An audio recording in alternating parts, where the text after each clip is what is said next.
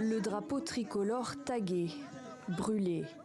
Un geste de colère, le dernier d'une longue série contre la France et ses forces spéciales, 400 actuellement sur le sol burkinabé. Le Burkina Faso est fatigué avec le cas de la France.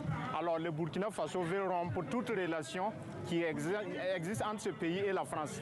Le message est martelé en boucle dans la rue depuis des mois, mais aussi au plus haut sommet de l'État. Dès son intronisation, le capitaine putschiste Ibrahim Traoré se donne pour objectif la reconquête du territoire occupé par des hordes de terroristes. Il initie un rapprochement avec Moscou, comme Bamako avant lui. Le Mali, pris en exemple et à qui Ibrahim Traoré a réservé son premier déplacement à l'étranger.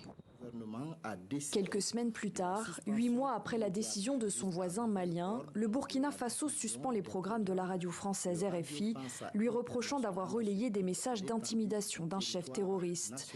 Accusation démentie par la radio. Dans le même temps, les ONG financées par la France sont expulsées.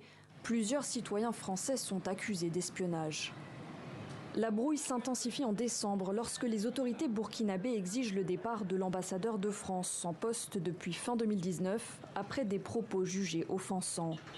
La crise sécuritaire au Burkina, un conflit endogène, une guerre civile, avait déclaré Luc Alade devant le Sénat français l'été dernier. Une erreur d'appréciation pour Ouagadougou. Nous ne voulons pas ambassadeur français au Burkina comme Luc Alade.